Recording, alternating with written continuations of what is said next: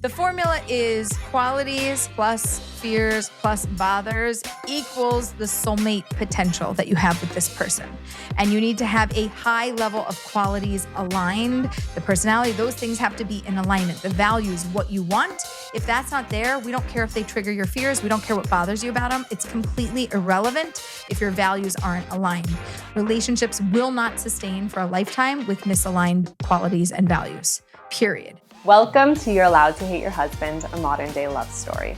This is not about hating your husband. It's not even about having a husband. It's about living a life full of health, happiness, love, success, and joy. We are going to improve your love life by improving your love of life. I am Remy Stern, the founder of Levy by Remy. It's time to create a life that you love with so much love. So hop right in. Welcome back to You're Allowed to Hate Your Husband. Season 2 has officially kicked off, and I'm so excited because we have so many incredible interviews for you guys. So get ready to change your life. And today's first episode is with somebody really exciting and very special.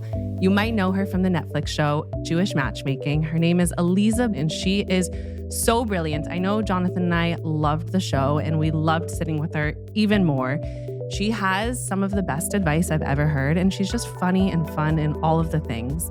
And if you want the guidebook to dating, this is your episode. If you don't want to waste any more time, know exactly what to look for and how to get it, this is your episode. She even gives brilliant relationship and marriage advice. It is just everything all in one. So I'm going to let her do all the talking because she knows how to say it best. So hop into the episode, have so much fun, and I'm so happy to have you guys back here. Okay, we're so excited to have Aleeza here today. I can't even tell you because we watched your show and it was really fun. I'm not a huge reality TV show person. A lot of people say that. But I loved your show. Mind you, it's like who I am and like everything I stand for.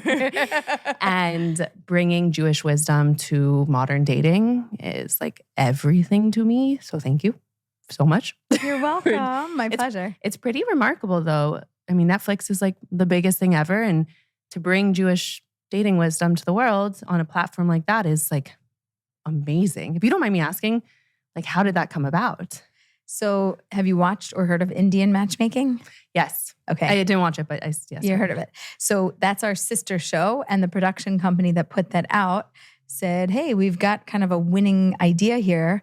I guess if it worked for Indian matchmaking, maybe it could work for Jewish matchmaking. Let's go find a Jewish matchmaker. It's amazing. So they went on the hunt for a Jewish matchmaker. And then you came about. And that is so cool. The blessing was that the concept was already there. That was already sold to Netflix. And they just had to get approval to do it again, but with a different theme, a different genre, different background. Well, That's so fun. How does the Indian matchmaking process differ from the Jewish matchmaking process? It's ridiculously similar. Right. Like when you watch I can imagine that. Yeah, you watch it, you're like, oh my gosh, that's like us, just not Jews. Yeah. It's just literally the same thing. They have the same religious frustrations where somebody is a little more observant or less or a different kind of observance. And you're like, oh, interesting. The families are involved or they're not involved. It's like, I can gather the families are very involved. Yes, even more so. Yes, even more so. I've heard that the Indian weddings are similar to the Jewish weddings because it's like for me, my story of finding Judaism actually comes from my parents' divorce and the pain that like all of a sudden my whole life felt like it was crumbling and burning. They got divorced right when I went to college. I grew up not religious at all, like zero religion. I knew I was Jewish super lightly. Rosh Hashanah, No. Hanukkah, not even Hanukkah? We did Christmas and we would do Hanukkah, but Christmas was like, sorry to admit, but like a little more fun. Hanukkah was like a few more extra gifts. So we'll like take those. But we have an interesting story for another time of what my grandpa grew up super religious, dropped the religion for a certain reason. But the coolest thing about the Jewish soul, in my opinion, is it comes right back. So I went to college, parents get divorced, and I'm in search, like the classic, something hard happens. And this rabbi captured me and I was like, I don't want to learn about Judaism. Like I'm in college, I'm going to party, like I've got enough studies on my hands. Fun fact, he pays you $500 to learn about Judaism. But before I knew it, I was studying with him once a week. I went to Israel with him, studied in a very religious school, and I love it. But a huge part of it for me was looking at the marriage unit and being like, this actually makes no sense putting a man and a woman together and like saying live the rest of your life together just doesn't make sense. Like, how could there be a basis for it for anybody? Let alone, I was in college, so I'm seeing the quote unquote dating culture, aka what they call the hookup culture, which just also makes no sense if we're going to be completely honest. And so my journey into Judaism, which thank God now I'm kosher and we do all the things, Shabbat and all the things you didn't know about, you now know about, and you do them. Love them. But I told my rabbi, I said, I'm not going to do it unless you explain it to me in a way I get it. Now I'm a little more like, I'm signed up. You know, it's like, I got it. I see the beauty in it. But specifically with dating and marriage, I think it is outstanding. So one thing that I honestly, if I remember correctly, I think you started the show with this, but like literally describing what you're looking for. Like, what is a soulmate to begin with? It's confusing. You know, everyone's out there like kissing, talking, I don't know, doing those things, but what are they looking for? Right. That was one of the biggest challenges when people say to me, what was so challenging about the show? Everything was fun. It was enjoyable. It was a really interesting process. The hard thing was actually pulling from the singles. What do you want? Right? Besides somebody who travels and a good life and has a good time and we have a good vibe and like totally my look. No, but what do you want? They're like, no, I just told you. I was like, no, that didn't tell me anything. What are your values? Like, what do you mean? I said, like, in 5 years from now, what type of a life do you want to live with that person? What does your Judaism mean to you? How much or how little of it do you want in your life? What do you think you're going to be doing on a Friday night? Or are you going to send your kids to Hebrew school? Or what is it that you want out of this life? What do you want to build with somebody else? Besides traveling, besides fun, what do you want out of this?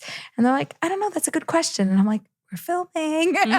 Keep it going. You know, like, think fast. I've got an idea for season 2.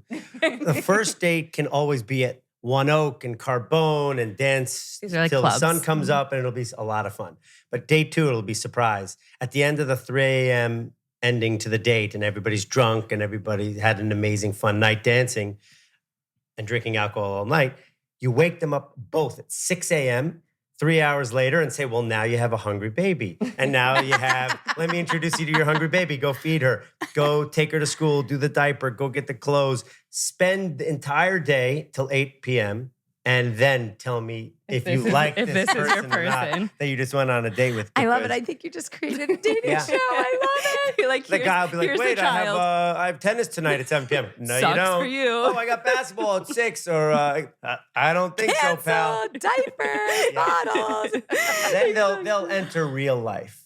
It's this person that you meet on a few dates, and then you're supposed to have real life with them and build a family with them. And nobody teaches you this. So people are going into the dating process. Yeah. I find, to me, one of the biggest things is they don't even know themselves. So like you said, they don't know those values. And it was very hard to pull it out of them because they're confused about themselves. So there's no ground to the dating process. And on top of it, like, it's an emotionally tough process.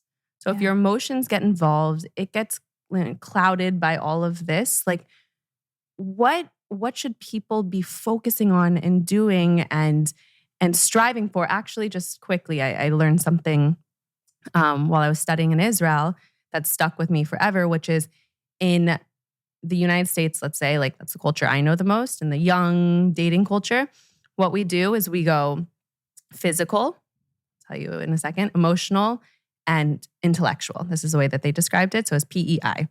And we go, oh, you're cute, you're this, you know, usually there's like touching on the date, kissing, maybe other things. Then you go, and oh my God, we have fun together. We like going to concerts and we like skiing and we like traveling, like you say.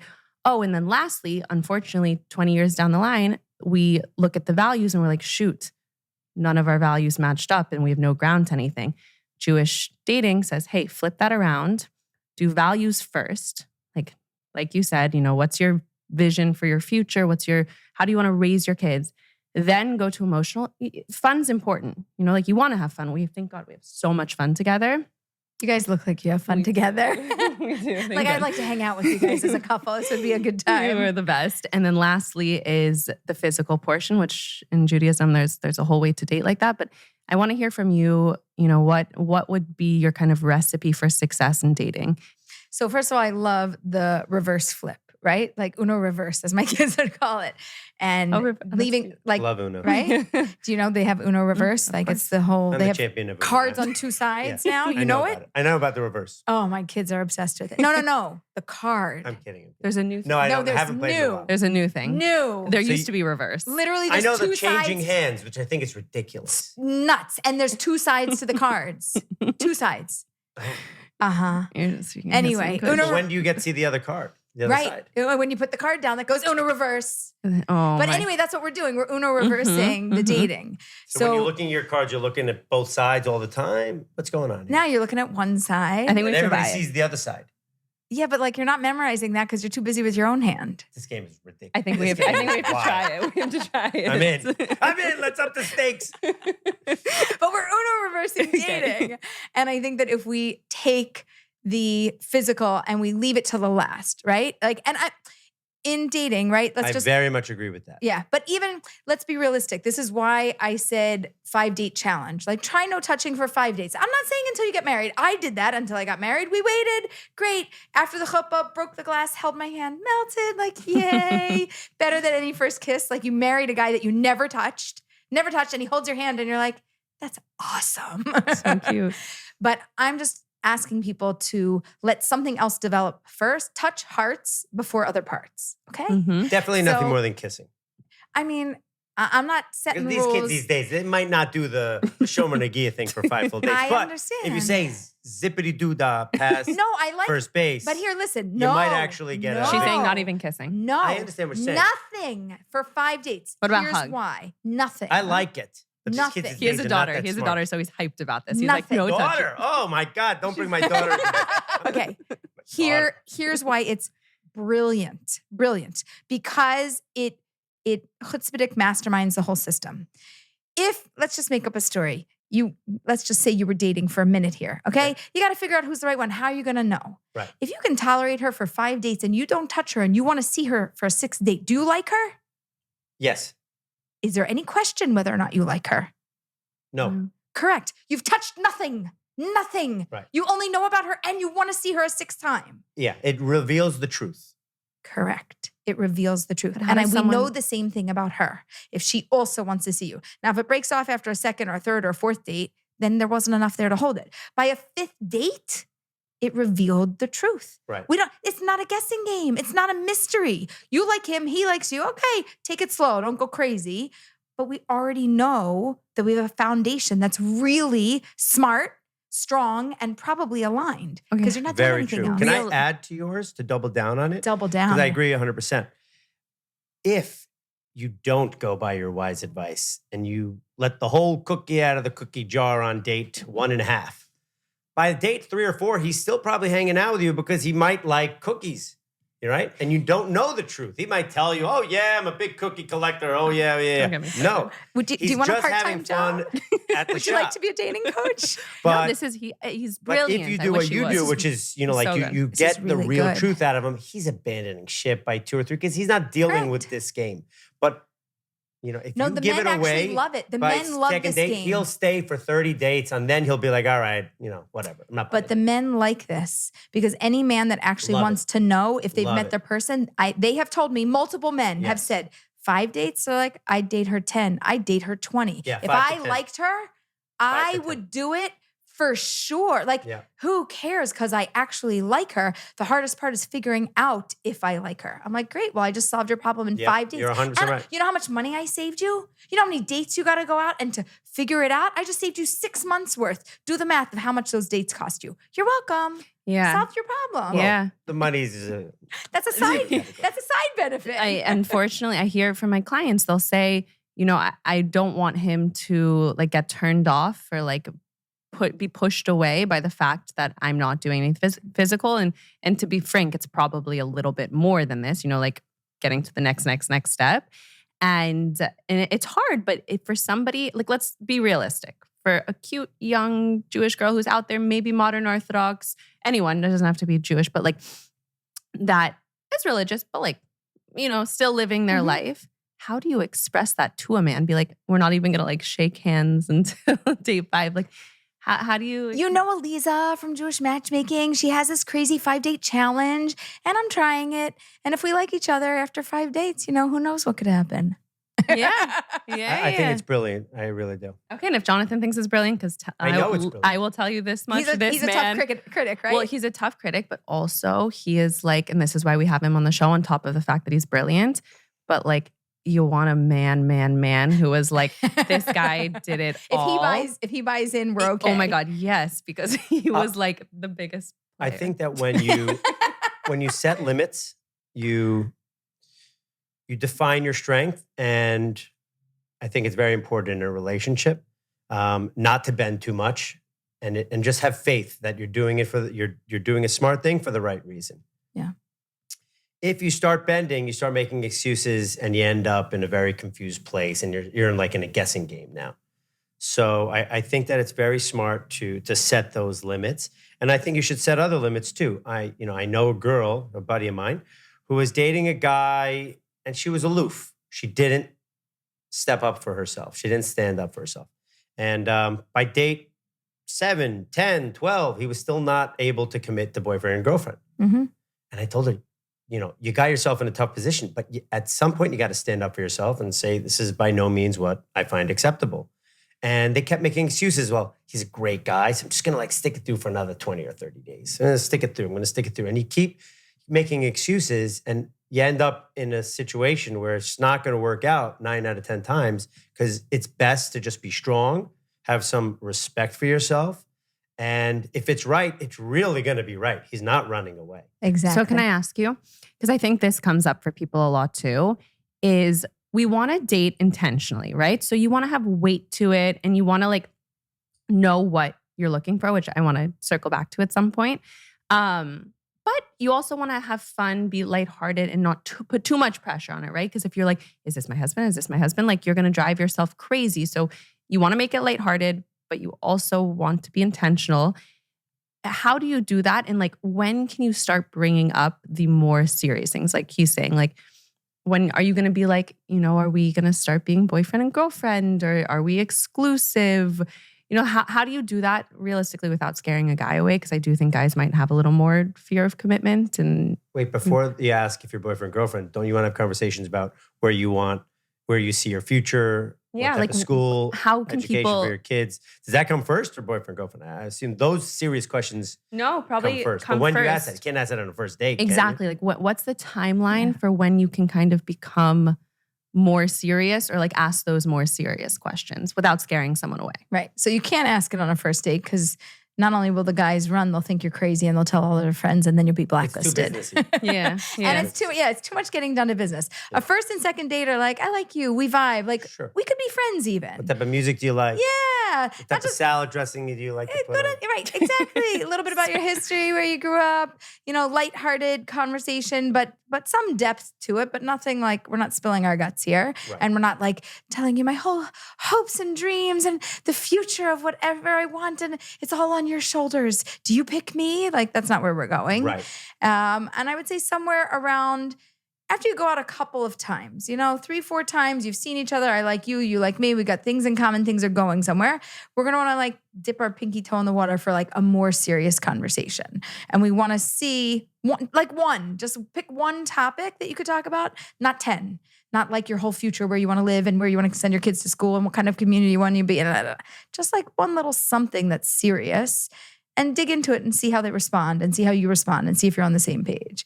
And then if that goes well, good, let it be. Then on the next date, try again and pick a different topic, and try to just, again, dip your toe in the water. We want to ease in. Some people dive in, they do 5-hour dates or 8-hour dates, insane. And they're we've talked about everything. I feel like I know them. And they're this is amazing. And all I know is it's boom, it explodes in another 3 dates, and they're done. And it's it was too intense. I don't know. I felt connected in the moment, but then I went home and I reflected, and I'm I'm all freaked out now. And people just can't handle that intensity. So you think it needs to work its way up into it. And I it kind of goes with the not touching, which is hold back a little bit, because you want to leave them wanting more. And it's actually so funny. I love to give people insight into the marriage portion of it, because I feel people who are dating are like so excited to meet their person. They're so ready. And I'm like, yeah, but when you get married, it's like when the real work begins. Like that, it's not like an easy walk in the park. Like it's hard work and it's beautiful, but it's hard work. But on the other side with marriage, another thing that I was like, so the biggest question mark was like, how can you remain, not attracted, but like that chemistry for 20, 40, 50, God willing, 60, 70 years? Like, how do you, and if you look at, the United States, like you open a magazine, they're like, how to keep the fire. It's like, try this position, try this. Like, sorry, that doesn't work. Honey, you got to keep it PG-13 here. Well, you got children listening to your podcast. Well, I'll tell you what's going to work. And who knows if it's perfect or not, but we do it and I think it's good. And Jonathan doesn't like it, which the fact that he doesn't like it is really good. But the idea of keeping mikvah, which is, you don't want to give it to even your husband all the time. Like he doesn't like it, but how good that he doesn't like it. He doesn't like it because he wants it. So I would rather him. I was going to say you're not a fan, but like how nice is the first time that you're together after having separation? I understand that it's complex. Yeah.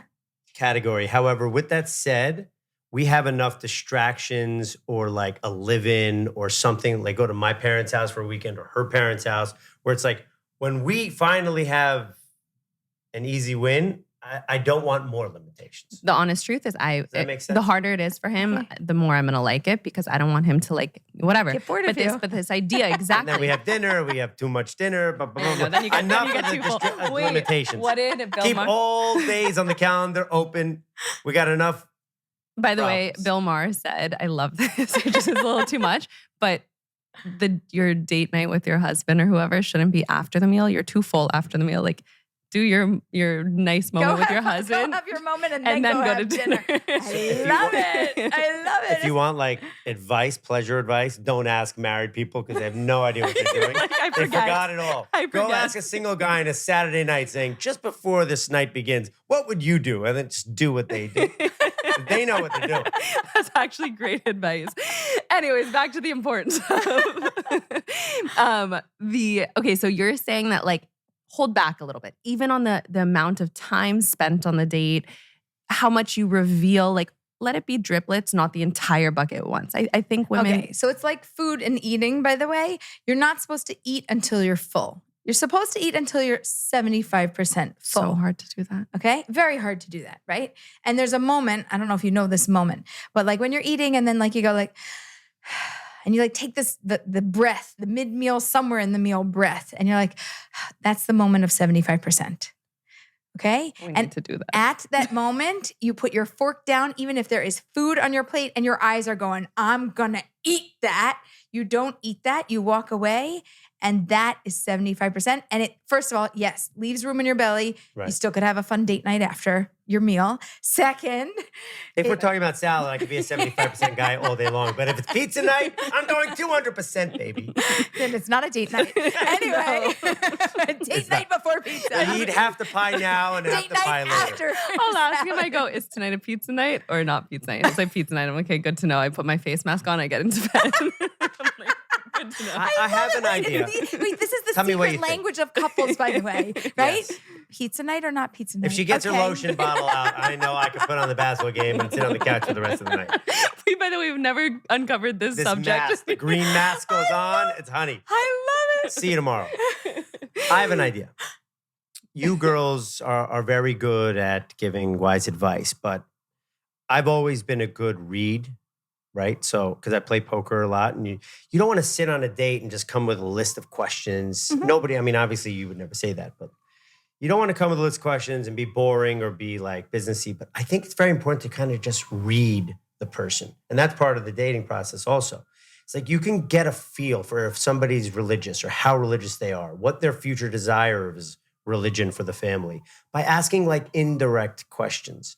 And if they start giving seriously red flag answers, you could be like, oh, noted. And you can kind of get a gist of the person without even asking them one serious question. So thoughts? You can get a feel for that. Right. And you have a special gift and an intuition and you can read people. Not everybody can read people. And maybe only 20, 25% of people can get a read on people. Maybe 5 or 10% can get a really good read on people. Right. And 75% actually can't get a decent read on people. So the advice you're giving is great for a really small portion of the world. And for everybody else, they're like, no, how do you know if you don't ask? How do you know if it's not direct? How do you know if they don't explicitly tell you? And you're like, well, I mean, they said this, so I know, and I put the picture You should together. ask. Even I ask because you want an answer in quotations or on the file. But you should also, when you get the answer, read to see if they're telling you if it's true. if they sound a little fuzzy or whether they're actually being genuine. And it's very important for girls, I think, when they're listening to guys tell a story. Guys don't lie so much. Like, we're pretty blunt and simple and honest. But like, if you could smell that there's something in the room that's just like not really adding up, though. then to her point, it's not that easy. Like, Jonathan wasn't perfect. I'm making him a lot more perfect. But when he was dating, he would take girls to dinner without the intention of taking them so seriously. that's not true. And I'm assuming... I would take girls that I was interested in taking out to see if they're for me very seriously. No. And I never took advantage of that category. You did, but no, women typically, and this is what I saw in the hookup culture in college, was it's very rare for a woman to enjoy a strictly physical relationship. And there's a story my rabbi told me, and again, I don't know why we're on this topic today because we've really never covered it so much. Which is why you got to do the no kiss rule for the first 5 dates. So what my rabbi said, because this is college, right? So it's like in the heat of dating, not being intellectual, emotional, physical. It's the other way. And he was like, okay, you go to a club and a guy's dancing with you and he says, you're so beautiful, you're this. And he's going to twirl you in this. And slowly but surely, he's going to take you home and you might give it up, okay? He said that same guy with the same intentions, what if he came up to you at the club and was like, hey, want to go home and have sex? You would slap him across the face and you would say, you're a something, you're not a nice guy. Because women want more, So in the case that it's hard to read. Dating, you want someone to like you. Obviously, that's not what you should look for in a date. You should look for whether or not you like them. But when it's a little bit confusing, you want to find out, is this person serious? Do we have similar values? But can we have fun? For the people who don't have the intuition Jonathan has, what would be your advice for them? So that's why the 5-date challenge works. Yes. Because you don't need intuition. For intuition, I also have a very, very strong intuition. So I just know. I know the difference. I ask them the indirect questions. Everything you said, I do that and I know. But for everybody else, we just need a formula. And the formula is, if I don't touch you and you don't touch me and you still want to see me, you like me and I like you. It's a double confirmation. It's not just that I like you. It's also that you like me back because you're getting nothing else out of it. So I don't have a better, faster, easier formula than that. And we do it within the first 5 dates. So don't tell me about 2 months or 3 months or 6 months. You know how many people have come to me? We're together for 2 years. I'm still not sure. Oh my gosh. 2 years? I know. What didn't you learn in 2 years? What don't you know? What aren't you sure about in 2 years? How is it possible That's in interesting. 2 years? Tell us more about this. They just, I don't know. I don't know if it's my person. I don't know if this is what I want. I don't know if I'm ready for this. There's so many different reasons why they might not know. And I don't know if the other person is. You don't know if they're in for 2 years. They're with you. Of course they're in. No, I don't know. Do you have any advice for the person that's in? Yeah, try not touching them for the first 5 dates. I know. No, but well, they don't have a time machine. No. Once they're already there in that place, I would completely separate the relationship. Leave the other person be. They don't exist. What do you want? Who are you? Vision your life out. Tell me what the next 5-10 years looks like. Let's talk about it. Great. This is part of what I would call soulmate clarity. Actually, it's in here. So excited. Soulmate clarity is in here. This is my book, Matchmaker Matchmaker. That's my biggest question for you after this. I can't wait to read it. Yeah. Oh, yeah. Do you? Maybe you'll read it to me, honey. Yeah. I'm a slow reader. It'll be your bedtime story when she has her face mask on. I was better than that. I do my baby bedtime story. I get in bed and do my husband bedtime We'll story. watch Nick get him on mute and you could read me the book. It'll put you to sleep. It's perfect. Anyway, we talk all about soulmate clarity. How do you know if this is the one or if you should be done? So basically, we have 3 categories. Category 1 are qualities. What is it I value? What do I want in life? And personality-wise, how do those things match up? Those 2 things have to be in solid alignment to a high degree. Then we have fears. Everybody has relationship fears. So you could have fear of abandonment. You could have fear of intimacy. You could have fear of divorce. You could have fear of commitment. I mean, the list goes on. And we all have something, even if you're like, nah, I don't have any fears. just wait, get yourself in a relationship. Something's going to come up.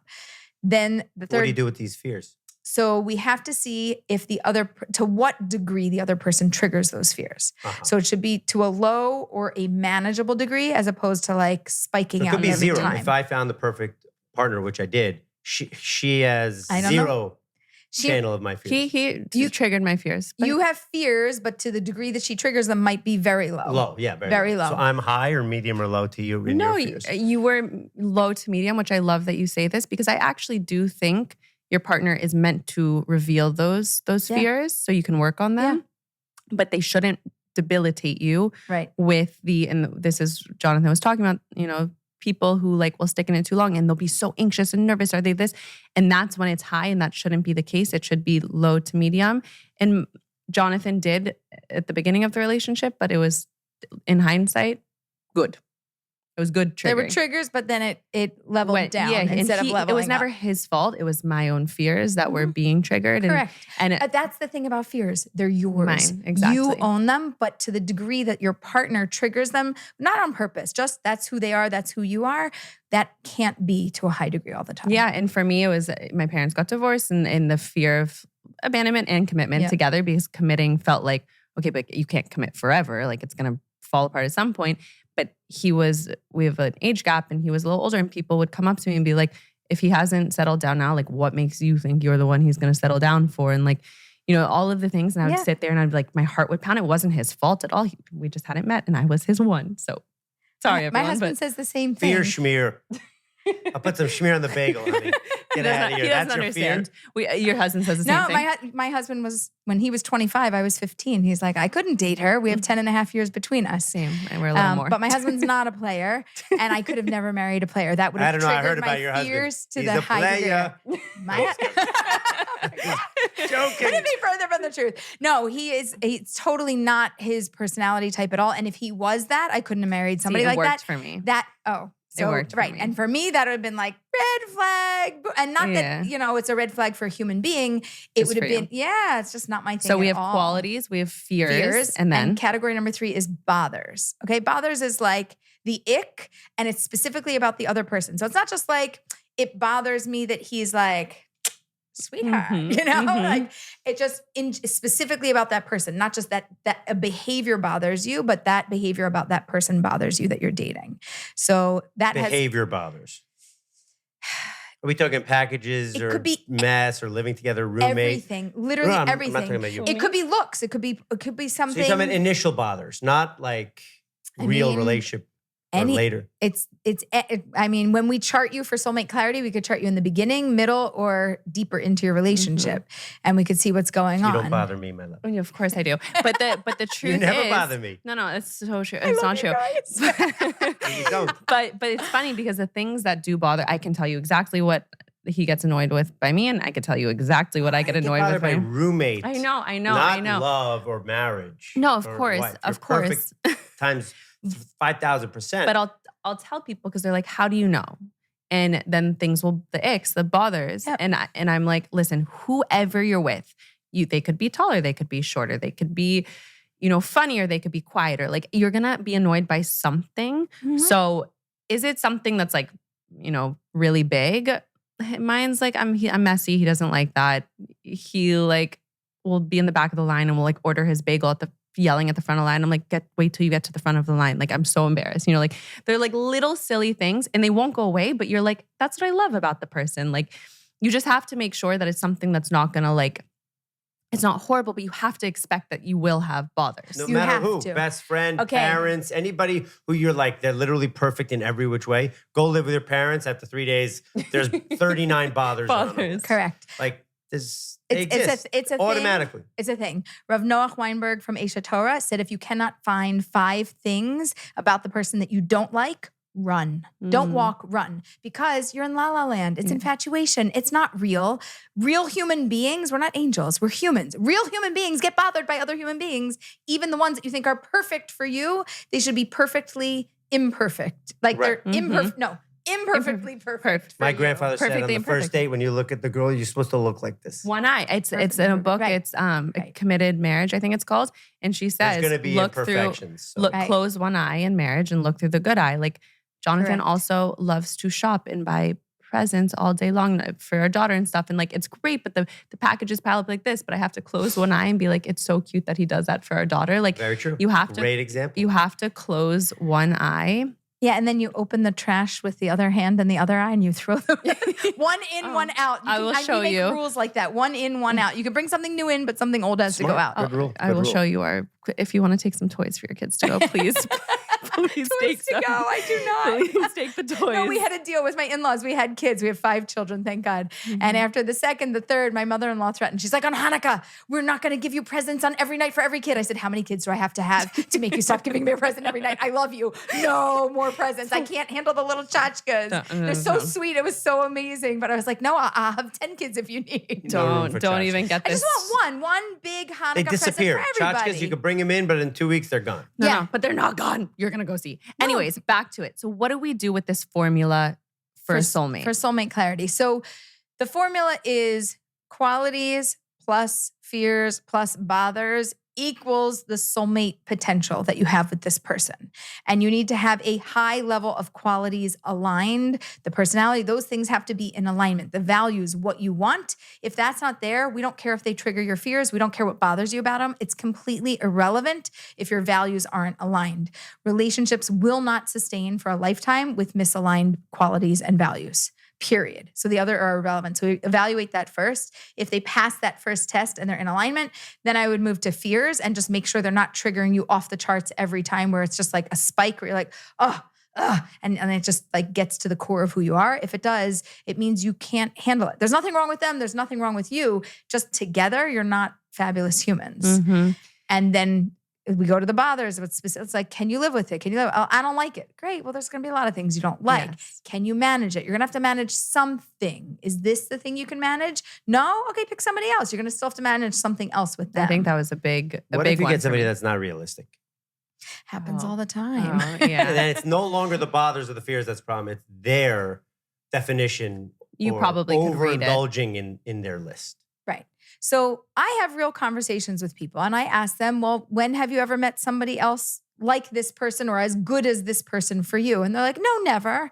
And I was Brad like, Pitt from the movie 1992. Like, that doesn't exist in real life. I'm like, oh, okay. So you've never in your, make up a number, 37 years of life met anybody as good as this, but you're still questioning, may there be somebody else out in the world that's better than this for you? Well, in 37 years, you haven't seen them, right? Oh, it doesn't exist. When do you think you might find them? I don't know, but maybe they exist. This is genius. But like 37 years, you haven't seen them. Is this the closest you've ever come? No, maybe once I met them when I was 24. What happened? Oh, they dumped me. I dumped them. We were too young. Oh, okay, good. Did you ever see it any other time? No, not really. Okay, so that's great. That's like, there was this rabbi, I forgot who it was, but he says, give me a list of your top 20 things. Okay, now cut it in half, give me 10. Okay, give me your top 3. Throw the other 17 out. Stick to the 3. Okay, so I'm not a fan of top 3. Tell me. I'm going to fight that one. So top 3, I have a problem because 3 things are not what I really want in life. I do have a long list of 20 things that I want. Your book However, is 3 chapters, or 3 main themes. Okay, but let me tell you, qualities, you need to have somewhere between 5 to 10. I prefer 7 to 10. I really prefer 10 things that you really want because that go under the umbrella. Because Okay, so my top 3 are also big umbrellas with, of course, a million details under each one. Yep. But you can't have 39 major important No more than chapters. 10 qualities, values, because you don't need any more than 10 because what comes after that, 11, 12, 13, if you hit the top 10, I am feeling satisfied. I didn't get 11, 12. No, that's okay because I got the top 10. But if I only have 3, but I really wanted 4 or 5 and you're not meeting those and you're like, be satisfied with what you have with your top 3. You got that. It's good enough. I'm actually not going to feel satisfied and satiated from that. It's not enough. I want more than that.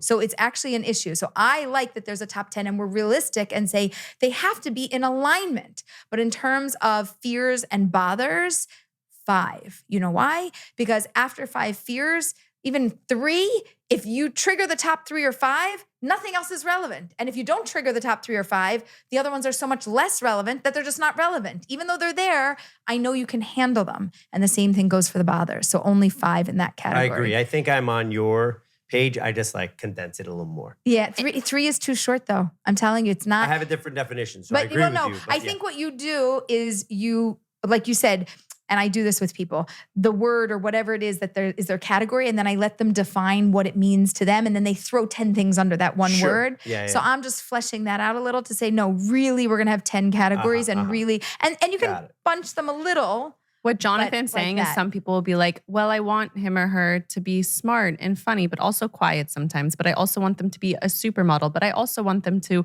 want to travel and want to have kids, but be flexible, but also know what they want. It's like hardworking, but a great mother, and they go on with like 37 things. But it's so many things and that you're it's like, hey, just focus on your top 3. If they're all home runs, you're probably in a very good place. But I agree with you. We got the 10, we got the whole thing. It's just, I think we're just explaining. We're saying the same thing, but this works with the system. And I literally have a chart. Like if I get the data from somebody and we plug it in, I give pie charts that shows it, and they're like. More professional. They're like, but how did you know that? Like, that's literally what my brain is thinking and how my heart is feeling. And how did you take something that I can think and I can feel, but I can't see? And how did you make that so that I could see it? That's true. So I think it's one of those things that we can describe over and over again, but I feel like you have to literally do it from your book and like see it. And Jonathan and I, for like what we've come up with for the formula, and I don't know if you think this is correct, but we'll say 1, your values have to match up. Correct. 2, your vision for life. So values being like, this is how our Judaism, our schooling, like so many things, whatever. Family's most important. Is giving back most important? Like what are the most important values to you? That's number 1. Number 2 is vision for future. So, I'm okay with living in New York for the rest of my life.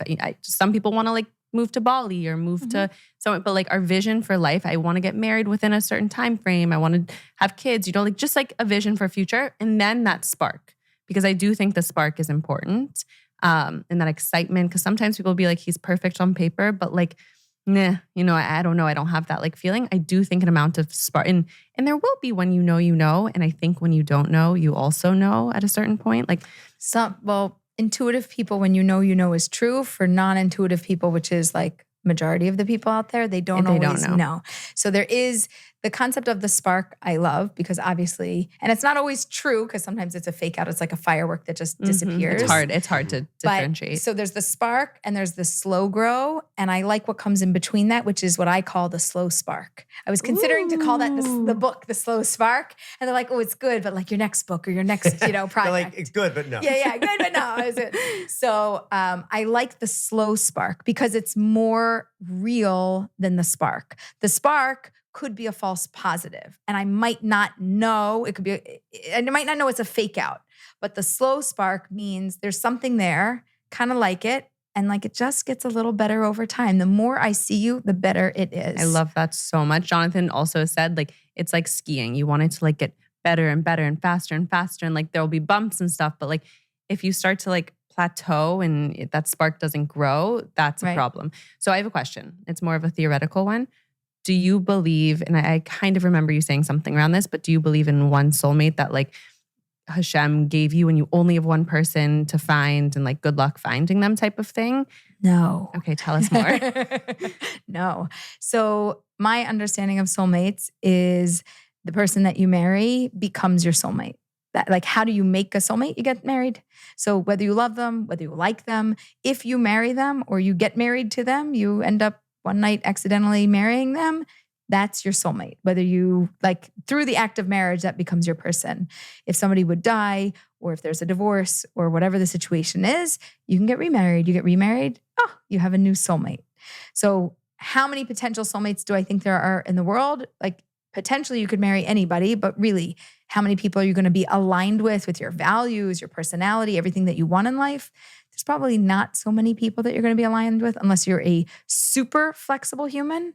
For highly picky humans, I would say somewhere between like, maybe there's 5 to 10 humans you're actually going to want to stick with for a lifetime. For people that have more flex, that number can, be a much larger number. But you could make anybody your soulmate, but it just might be hard to keep them as your soulmate and live with them. Yeah, I love that. My rabbi told me right before I was getting married, he said, in the United States, we think of soulmate as somebody who is like your best friend. You like we said, like that personality trait thing, you just have fun with them. But a besheret, a true soulmate, is somebody who's meant to make you grow and push you and like make you a better person. And I love that, like, you're saying, Hashem might have had two souls put together before they were born, come on this planet to find each other. So 50-50 make a whole, but you have to be 100% in order to make a greater 100%. But the free will of what Judaism believes in is like, okay, but the whole point is you go choose this person, and then under the chuppah, you become that bigger 100% and you become one. But it makes it less scary when it's like, it's not just one person you're looking for. Like, it is, but choose that person. And then I've heard this, like, date your partner for the rest of your life, date your wife. And choose them, wake up and choose them every single day. You were my soulmate and you are my soulmate. Oh, you are my soulmate too. I love you. And when you wake up tomorrow and you say that again, yes, you get another date together. Exactly. And I love buy that. a poster. So I want to go back quickly. I have one question because I hear this a lot. I work with a lot of women. And I heard you say this. I remember, I think there was one that was like date until you hate them, but there was one before it was something about being open to go on dates with somebody. When in doubt, go out. When in doubt, go out. Exactly. And I hear this a lot of, like, especially with dating apps, because it's super saturated. You can realistically get a date every single night. Because multiple dates in a night if you want. Exactly. If you're swiping enough, you'll find something. So with the pickiness, like, should people be picky on going out with people and only go out if, like, they're like, oh, I find them attractive or this or that? Or should they just pretty much say yes to any date that comes their way? Yeah. This gets into another thing that I've categorized. So there's 3 different types of daters in the Aleeza world, okay? And I'm going to give you like a little bit of a bell curve, okay? So there's I daters, you daters, and we daters, okay? I daters are the people that look at you and they're like, that's my person. Yep, that's it. You don't have to open your mouth. They walk in, they're like, oh, she's mine. They just know. They know. They're the knowers. They have the intuition. They see it. They know it. They feel it. And it's just for them. The opposite of that is the you dater. Who do they go out with? They go out with you and you and you. They give everybody a chance. They're like, if you ask them, will they go out? They'll say yes. And they get along with many different types of people, and they can find many different common threads. So they could get along with many people. So who are they going to marry? Whoever you are that picks them, they might also pick you because they have a lot more flex. This isn't a bad thing. People they're like, ew. I was like, no, there's nothing wrong with that. They can see beauty in so many more people than the I people, and they can vibe and match like a chameleon. They can match so many more people because they have different parts to them, okay? Those are you daters. And I would say 15% of daters are I daters and 15% are you daters. That means that 70% are we daters. We daters are the people that are like, oh, do you want to go out again? And they're like, I don't know. What do you mean you don't know? You just went out with them. Do you like them? I don't know. Is there enough there that you should go on a second date? I don't know. Do you think they like you? I don't know. I don't know if you've been to this. It's a lot of I don't know. Yes. If you listen and pay attention, this is like a thing. When you start to talk to somebody and they say, I don't know, it ends up being, if you would talk to them for an hour, I know a couple of we daters. 40 times they would say it in a conversation without knowing they have said it. And so how do you help the we daters? So for them, the things like when in doubt, go out, or date them till you hate them, you have no decision to make. You don't have enough data and you don't have a strong leaning in one direction or the other. You don't know. Just go out again. Either they're going to dump you. Yeah, it'll be over and you don't have to make a decision. You're going to dump them because eventually you'll come to that. Or you can end up getting married. It'll work out, right? And you don't have to think your way through it because those are the analyzers. Those are the thinkers. Those are the overthinkers that are trying to weigh all the options, but really usually don't have enough data. And they're not having a strong enough vibe that it's not going to work, so they don't want to write it off, but not enough that it does work, so they're not buying in. So they're left in the middle. So in real life, you have people that are just like really not ready to date. Maybe they're getting out of a relationship. Maybe they're still connected to their ex or whatever. But then you have people that are like really ready to date and like hot to trot and feeling great and feeling strong. And then you have some people that have just been single for so long that they might just be a little too desperate and settle or sell themselves short. Because like they're like, okay, I got to at least try something.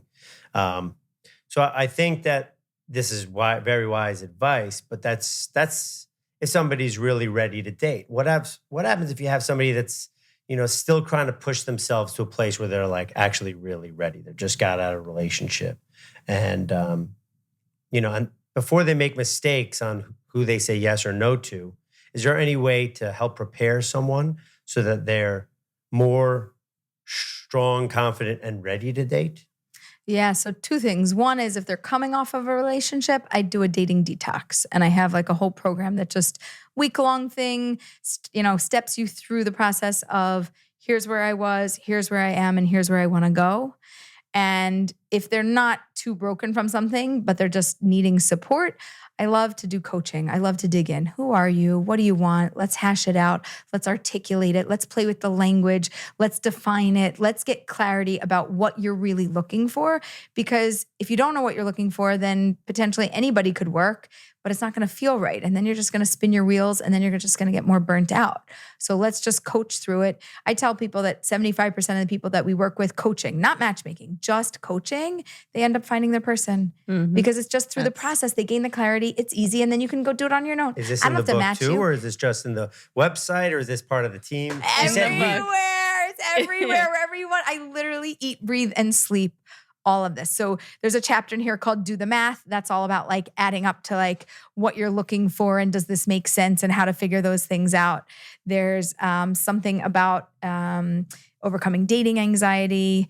Rejection is God's protection. Love rejection. There's like a God's whole protection. Yeah, and they let me put the word God in the book. Like they didn't delete it out. G-O-D, or do they put a dash? No, we just put God in the book. Just G-O-D. Are you okay with that? We That's dash fine. it. We dash. Yeah, it's English. It's not Hebrew. Okay. It's not, Okay, It's not that's a good way to Hashem's look at it. name. Yeah, it's not Hashem's name. And if you're not Jewish with the dash, you're like, what is that? And why is it? I want people to know that like It's for everybody. It's foundational. There's a belief in God, and that, rejection is God's protection. And there's another concept, which is actually a really good one. You can only move as fast as the slowest person in the relationship. Okay. And if you are like, think about yourself. If you're like walking with somebody and you're like speed walking, and you're like, come on, let's go.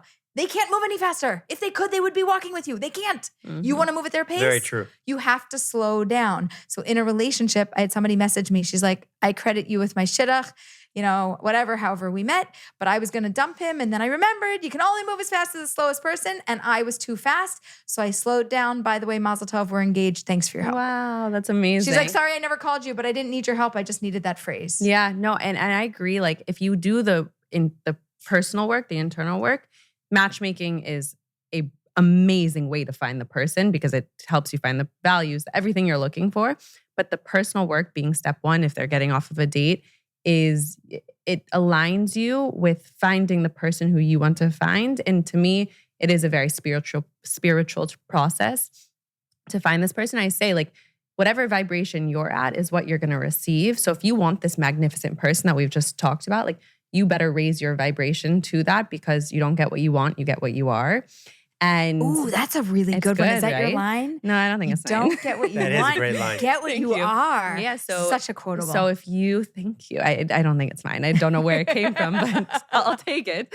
But the internal work is a lot of it. And then once you've gotten there and you meet the person, you do need a way to know, to vet if they are the one, because trust me, the marriage portion is when the hard work begins, because that's when you're waking up at 6 a.m. and long nights and finances get hard. Like there's so much that happens in marriage. And if you don't mind, I'd quickly just love to hear your advice on the other side, which is marriage. So even the people dating, like know what they're stepping into, all of that. And you've been married for what, 2 decades plus? We just had our 22nd wedding anniversary while I've been on 22. tour now. Oh my God.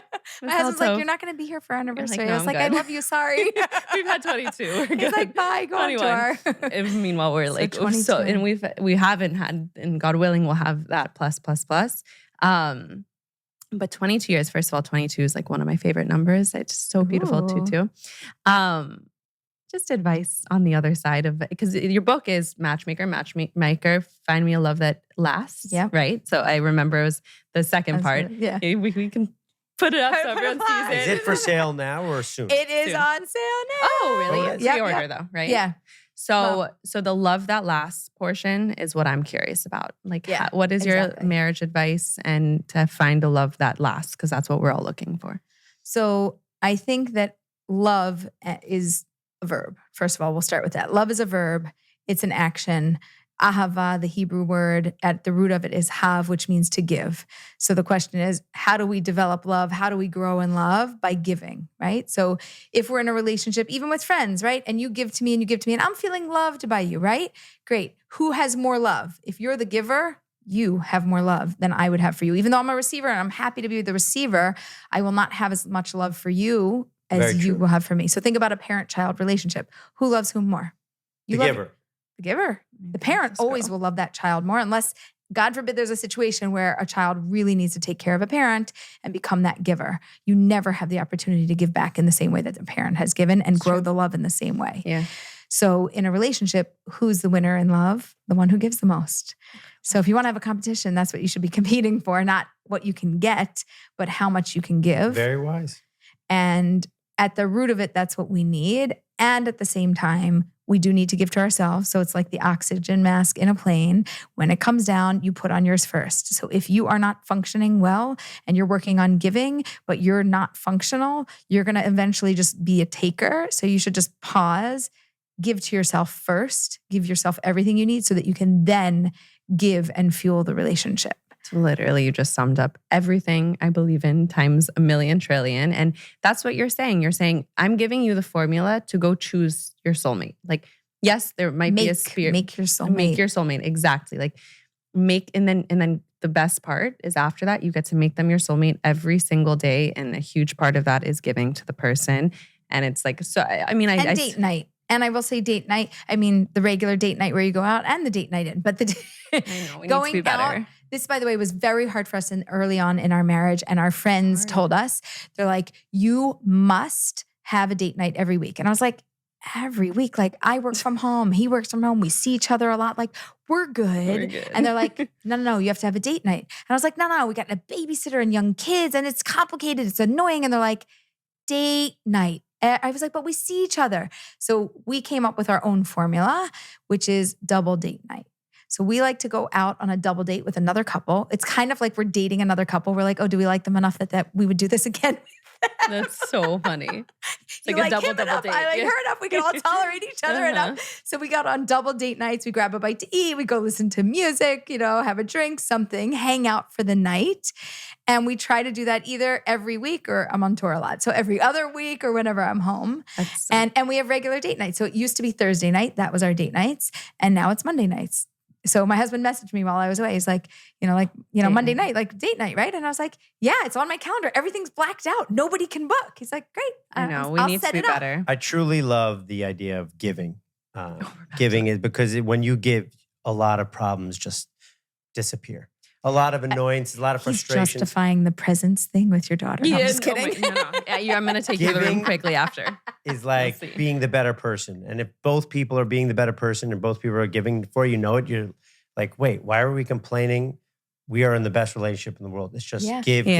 Actually, I'm going to go off of because I love the Ahava one. Natan is the word, right, for give in Hebrew. And it's spelled the same way forward as it is backwards. So when you give, you receive. And it is everything and more. And I'm obsessed. I feel like we could go forever, but I want to be weary of your time. And you've got a delicious dinner tonight. So I want to let you go, but please, can you tell everybody where they can find you? We've got the book, we've got the show, we've got a lot of places. So please let everyone know where they can find you. Yeah, with pleasure. So you could find me at AleezaBenShalom.com. Aleeza spelled with 2 E's, Aleeza. You can find me on Netflix at Jewish Matchmaking with Jewish Matchmaking. And you can find the book on Amazon or your favorite bookseller, wherever you want to go. Fabulous. I love it. You are the best, coolest person ever. This was so fun. Thank you for having me. This was awesome. Thank you so much for listening to this episode. Thank you for listening to the series. If you like our podcast, please show us some love. Your love helps us grow and allows us to give you more of what you want. So like us, follow, review, subscribe, all of the good things. Share it with a friend, share it on your social media. It helps more than you know. We release a new episode every single Monday, so stay tuned. We love you.